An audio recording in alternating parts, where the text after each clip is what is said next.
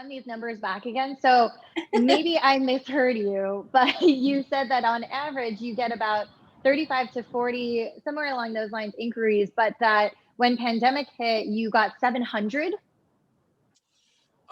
Well, from the college's feedback, generally when they release a non-credited vocational class, like if it's got to do with electrical or trucking or logistics, when they roll out a class, usually they get about 40 to 50 inquiries a month for a class. When the Intro to Cannabis Industry class was posted, we had about 700 inquiries within the first few hours. Did they? Okay, we have to like talk about that. So when the students were these 700 people, I mean, 30 double digit to multiple triple digit growth is massive. So definitely agree. There's like clearly a market demand. Did they happen to attach any questions about the coursework? And so maybe we could start to see some trends of what students are really interested in. I mean, something to cause a spike like that is huge. Yeah, I'll let Pam to speak a little bit about the questionnaires and some of the information that we're gathering from the students. So luckily, this is really our pilot class. We've been working with LBCC for a couple years just to get it off the ground. And then once we had a go ahead from LBCC, we had our subcommittee. So we were working on this for quite some time. So in that, now that we have a student body, we can ask them questions. So actually during this very first course that we just ended last week, actually, we'll definitely have some assessments and some feedback from the students who took the course. The students that signed up, there was definitely some, that was mostly like interest. So they would put their, basic information and their contact information. And so the city actually has that whole list of everybody that registered for more information. So that was basically over 700 people. And and we knew, and we just completed the first 8-week course last Thursday, and we knew coming in there was going to be a lot of individuals with various types of experience in the cannabis industry, all the way from zero experience to people that are in the industry or have had some sort of experience. So it was very important for us to be methodical about understanding why people are coming to the class in the beginning, and then understanding what changed and their direction at the end of the class, because there's so much perception coming in. And then once you understand a little bit about the industry, we really wanted to know, well, now that you know more about it, what do you really feel like a direction for your career or ownership into a business might look like? And we're very excited to see some of those results, because we just literally finished our class on Thursday. Some of those survey questions are being completed as we speak, and hopefully we'll get some results back from them soon. And it's going to really help us gauge, obviously this is the first class, to Pam's point, as a pilot, understand what's the direction, how to make things better, and how to, and really most importantly is to gauge the success of the program, because as a pilot, we want it to succeed so we can garnish more interest, so we can be able to, keep doing what we're doing at the college level and hopefully advance to other educational institutions. That's amazing. What a great success story. And I love that you are really surveying the students to ask them what their needs are, right? So you've got this pilot program, and then you're doing this follow-up survey to say, okay, great. Like, what kind of vocational training is going to be most meaningful to like the vision that you, student XYZ, may have for this industry? So with that in mind, I guess like my thoughts are kind of going in so many different directions, right? There's so many kinds of emphases, or sub emphasis. I don't even know the plural for the word emphasis apparently. But there's so many additional areas of study that folks can kind of take it. When do you anticipate seeing the survey results from that? And then what is your follow-up plans therein to kind of create coursework that you've identified as being in demand for your students? So we hope to get some of this information back. I don't have an exact timeline right now, because we just literally just finished, and we're going to be circling back with the college. I know that they have a lot of interest themselves internally to be able to gauge, a lot of education, academia is going to be data based. How many people got in, how many people found what they're looking for, eventually how many people got a job, how many people started to work in the industry, because we want to be able to have conversion rates into the industry, so that way we can be able to really be a meaningful medium for students and people that are interested in the industry. So we're looking forward to that. We still don't have an exact timeline, but some of this information will be coming out hopefully soon. And to the second you mean you didn't part of finish the question, analysis in the last? You mean you didn't finish the data analysis in the last 3 business days? Sorry. Yeah, I know. No, unfortunately not. Even though I would have loved to, but we're gonna have to be patient and wait. We'll just have to do a follow-up interview when that data is actually ready. Absolutely, and that's going to be some pretty cool stuff too as well, to see how things are developing for sure. And in regards to the class, you were saying the development of the class. Yeah, and like how is the data going to be utilized? I mean, you kind of did already answer that, because the question I asked really was like, okay, so where do we go from here, right? You're going to have all this really great feedback data. Now, when I look at you, Adam, and Pam, you on my little screen here, the thoughts that come to mind are you've got some really cool, multiple disciplines, right? So you've got your entrepreneurship, you've got your legalization and policy making, but then you've also got the healthcare industry, right? And so intro to cannabis is so broad, and like I'm just so curious how you anticipate utilizing that data to now diversify your course offering based on what the students say is going to be the most valuable to them. I think from here really is just expanding. So we really crunched a lot of information in 8 weeks. It was a lot of information, and really each week of the 8-week course could be its own whole semester. So I think with the students' feedback, just during class, just listening to students, because it was Zoom, on the chat and their questions, we definitely I saw some interest for students that may have not considered using their current career skill sets and bringing that into the cannabis industry. So there is, there's even that direction too, not even like building for careers in the cannabis industry that is, with different, like you said, with different departments and different disciplines. But there's also people that already have a really good skill set, maybe like in HR or like in marketing, that they could take those skill sets and, come into cannabis. So there's that. So cannabis, cannabis is very different than any other business, but in the same respect has many of the principles of business to say. It's just our regulations, our compliance, our taxes, our nature of our industry, and the stigmas behind it is the biggest challenge to legitimizing the industry.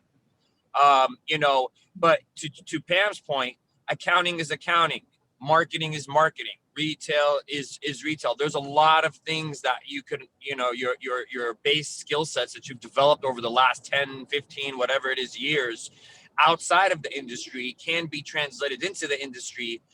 But there's a huge disconnect because the information about the cannabis industry is not currently present for those types of people to know how to really sync that information and that knowledge in a way that could be meaningful when you go and apply is going to be key. Because everybody at one point started when they had no experience into the industry, even as today, as it's legalized and only a few years in. When somebody says, oh, I got 2-3 years experience, generally in the experience world, that's not a lot of time, So, it's and to the point of the class, of course, to Pam's point, we want to expand it, but we're applying, we're not talking about theory. We're talking about reality. We're talking about the things in this class where if you walked into a large cultivation facility or into multiple retail facilities or manufacturing distribution, you're going to hear those CEOs, those professionals, those business people talk about their everyday experience in the industry and the things that we have to deal with regulations and compliance. So it gives you a real world view and lens and insight on what's happening today in 2020 in the industry, which is a little bit different than a lot of like applied theory or applied thoughts on what could happen and how it's going, because we need to start where we're at today. And there's just so much more expansion that's going to happen, and giving people good data and information will hopefully help open up their eyes to the nuances of the current cannabis industry and the stigma that they should shed. It's not like the pothead days where you just go to work, you smoke a joint. That's not what it is. There's just so much more to it. So much more can go wrong. In some of these facilities, you're dealing with $1 million worth of equipment. You can break a piece of glass and it'll cost you $35,000 in a manufacturing facility. It's no longer the same day as it was before, to say. So professionalizing the industry is very much needed through education and information. I love that perspective that you added, Adam, because I think it's so interesting. I heard you say a wide range of things. The first thing I remember is that you mentioned that if you come into the cannabis industry and you mention, oh, I've got 2 to 3 years experience, that's still somewhat entry level in any other industry, right? That's kind of like your starter. But then Pam, you mentioned brilliantly that if you've got an area of expertise, marketing and accounting were some examples that we used, right? So perhaps you've got the last 15 years of expertise. And Adam, you've mentioned this a couple of times, where we really need that level of professionalism, that certainly there will be components of specialization about cannabis accounting or cannabis specific marketing, but that if you bring a certain level of professional expertise, that this industry is actually very ripe for that.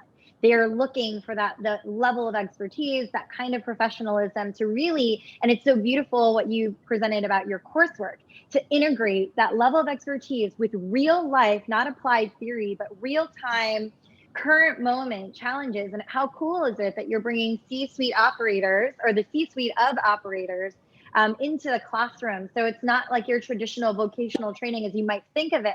Right? It's not just like, oh, part A goes with part B, goes with part C, and let me teach you this.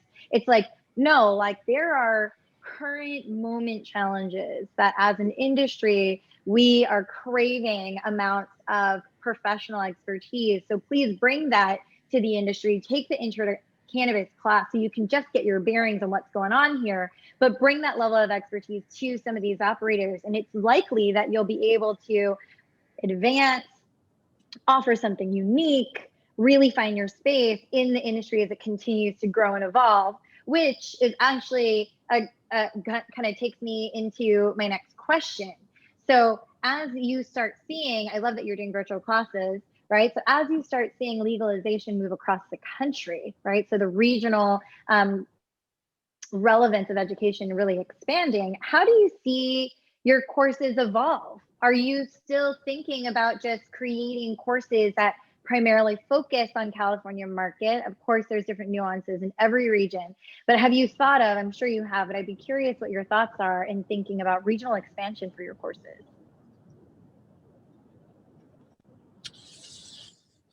So, and just to be clear, when you say regional, you're saying outside of the state of California or inside of the state of California? Or both? Outside of the state, I guess both, right? Because I feel like there's going to be different things that are relevant to the state of California that aren't relevant to the state of New Jersey. But like at the same time, if you're doing virtual classes, like that's kind of the nature of my question, right? It's like if you're doing virtual classes, you really could even create a multi-state operator course in some ways, right? So I'm just curious what your thoughts are about like how you're thinking about course evolution. So one thing that's very important to consider, okay, when it comes to this type of work, and this is truly a unique and historic moment to be able to work with the community college for a few reasons. So let's just take, for example, Facebook. Facebook in 2000, I don't know what it was, 6, 7, 5, you had an industry that, sprung up with social media and the idea. And then you had classes that started to talk about programming and stuff, and you were easily able to grab that class that was in California, for example, and take it to New York and then start it over there.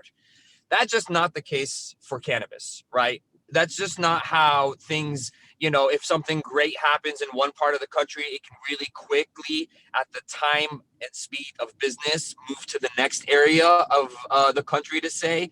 Unfortunately, that's not the case because, one, again, it's the perception that you're fighting. That's right now. In California for the last decade, we've been fighting the perception, and we still come across individuals a lot that don't understand, don't know why, or are against because of lack of knowledge. So let alone to go into some other states that have never legalized cannabis and are thinking about it, I can only assume how much worse the perception can be. So to be able to develop such work, you really have to develop the policy and almost get to a point where we can change the stigma first. Because are you crazy? You want to come to a college class and talk about weed and cannabis and teach it to people? Some people have that mentality. And how can you practically have a conversation about any kind of education if you hit that block? So that's why it took us almost 2.5 years here in the city to be able to kind of build the bridge for an actual class through education and breaking the stigma. So I don't think it's going to be as easy for it right now. In the future, it's going to explode everywhere around the country. The cat's out of the bag. You can't hold it back. They haven't been able to hold it back. The war on drugs never got anywhere, So, I think it's going to expand. And, we got a saying, the way Long Beach goes, you get LA. The way LA goes, you get California. The way California goes, you get the nation. And I think we'll as cannabis industry in California, if we keep building here, it'll make the ability to export it much more easier when the time comes that those other regions are going to be ready for such a program. But because of the differences in regulations from state to state, our course is very hyper specific on California rules and regulations. So the course material will have to change, no doubt, from state to state. But the basis of the work information, how to grow, how to manufacture, how to apply accounting, how to apply taxes, how to apply certain, those are going to be standard across the nation, to say, right?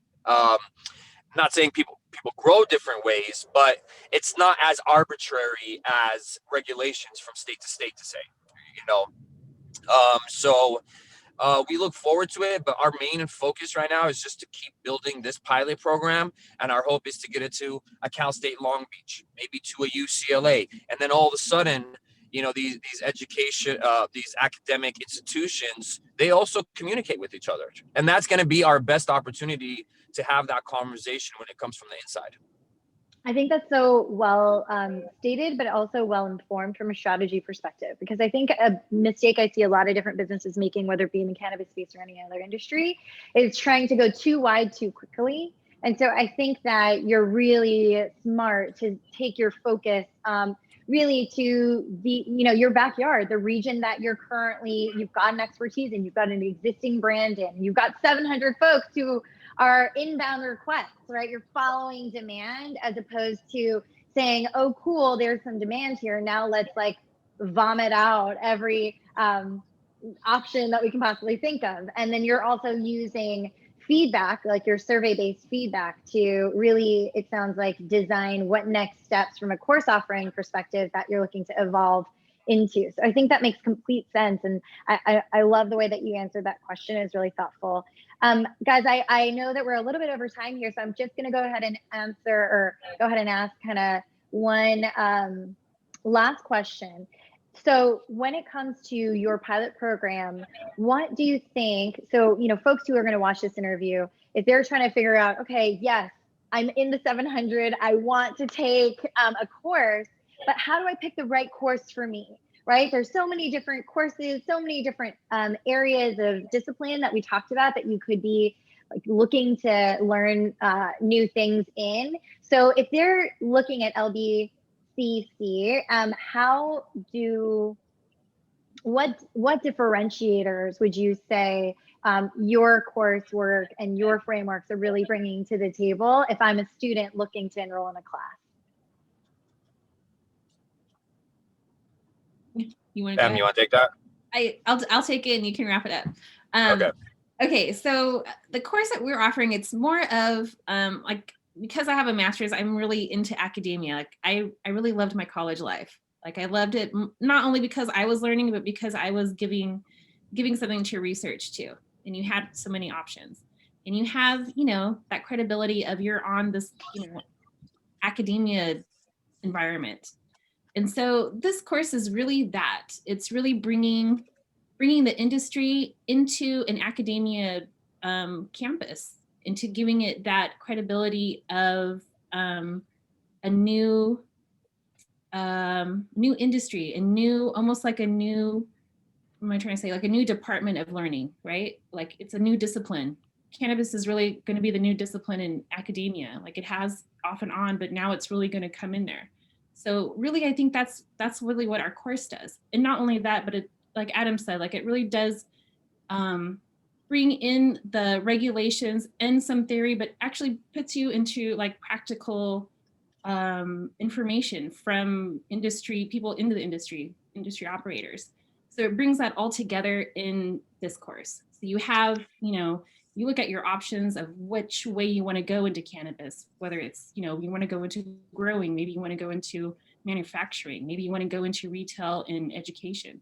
There's just so much you can do in cannabis career-wise in operation, like, you know, entrepreneurially. So I think our course kind of encompasses all of that to show students so many ways, different paths you can go in cannabis. Absolutely. And just to build off Pam's point, to your question, Michelle, this class will help you identify those questions you asked. Mm-hmm. You know, so that way you can, because this is the Cannabis 101, okay, as a pilot program. So we literally touch base on all type licenses that are allowed by the state of California. So if you did not know, or you had a perception or an idea of one of the licenses you wanted to pursue, this would be a great class, so that way you can be able to actually make that decision for yourself based on real information. Because, you know, people might have a perception of what it is, and when you get to know a little bit more, it could change. You can become a lot more excited about it, or you can find something that was more exciting to you and kind of more suits your experience or where you're trying to go. You know, hopefully in the future, our goal is to then break out all of those licenses into actual individual classes. So you could have a manufacturing only, cultivation only. And then at that point, we can dive in really deep. But this is only a 101. And in my opinion, by no means, it's not only 101. It's a lot of great information. But it does capture the whole industry, not just one specific type. And I love, I just want to piggyback on what you just said, because one thing I think that Pam and you, Adam, have voiced a couple of times is this practical real life experience. It's almost like you're offering folks a residency. I don't know why, when Pam, you were talking a little bit about your history in academia, I was like, oh my gosh, how great is that? Because usually when you're taking a 101 course, Adam, to your note just now, you just are getting sort of that top line information, figuring out where you're going to go. But when you layer that in with what I'm saying is a real life residency, AKA getting to interact directly with the C-suite of an actual operator, right? Like how cool is that, that students are getting that real life experience, and then also like such a wonderful networking opportunity.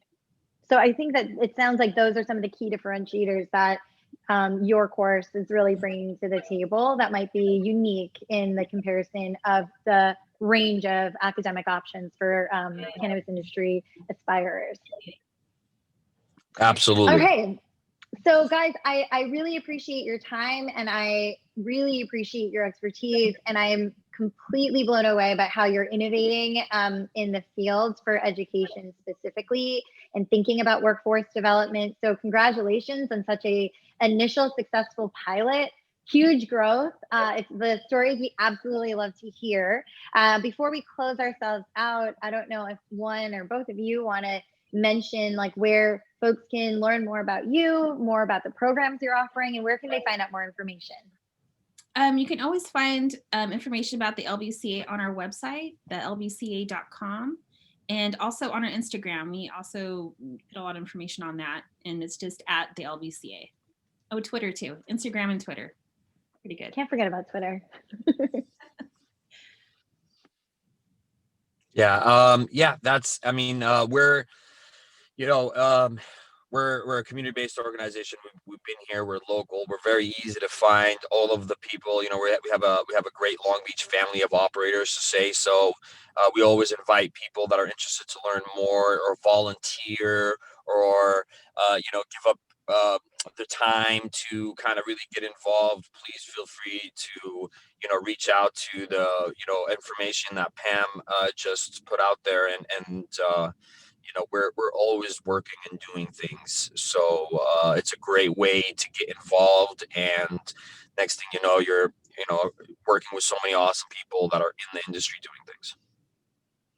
Awesome. All right. Well, I think Kat was going to hop in and take us home.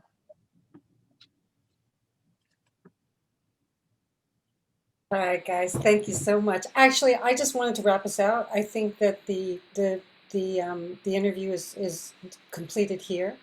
What I did want to say, actually, Pam and Adam, Pam, I tried to mention to you, we're CANiVISION studio is in Los Alamitos, and we're doing, full service media setup. They've got a lot of cannabis content being generated out of there. And I wanted to know if maybe it'd be possible to maybe start a program with LBC, or also to discuss the possibility of maybe getting some interns also. Fun. Yeah, we can talk about that with the board, and we'll bring it up at our next board meeting. When is that? We usually meet like every week or every other week. Okay, so I'll get in touch with you before then. I presume nothing's happening this week anyway, yeah? Yeah, not this week. All right. Listen, guys, thank you. But please share some information on that so that she can forward it to everybody and they can read up on it before our meeting. So that way definitely. We can, Yes, that will help. That would definitely. And again, guys, we'll probably come back to you, circle back when it's time to do maybe some teasers or maybe an IG live or something. So once we figure that out, we'll circle back and try to schedule that with you as well. Yeah? That sounds good. Awesome. We'll be around. Glad to support you guys. You guys rock. Thank you for covering this topic. We really appreciate it. It's so important to get the info out there. So thank you so much. Really cool, you guys. Program. Thank you. Yeah. Pam, I will actually probably be the one writing the internship job descriptions, but I've already run a successful internship for fall semester for my other business with the Canna Club at USC. So I have that template that I can share with you that kind of showcases like what we're thinking of for CANiVISION as an internship program, where there will be kind of what I talked about during the interview, like the education pieces, and then also the real life experience component parts. And then I think, of course, the most key part would probably for any internship with CANiVISION for your students would just be networking, because they're going to get to work directly hand in hand with Rico and everybody that folks like you. They'll be setting up these interviews, right? So they'll be able to connect with someone like Adam. Adam will now know their name, so that once they're graduated and they want to reach out for a referral job, whatever, interview, any of those things, it's a really smart internship framework for any aspiring students, for sure. That's awesome. Yeah, please send that when you can, so that I could discuss it with the guys. Awesome. You guys are so great. Thanks for being a good sport for this interview. I threw a lot of like weird curveball-y questions your way. You guys crushed it. We like them. Bring them. All right, guys. Have a good Thanksgiving. Okay. Thanks, everybody. Happy Monday. Miss checking with Yeah, I'll call you right now. Bye. Okay.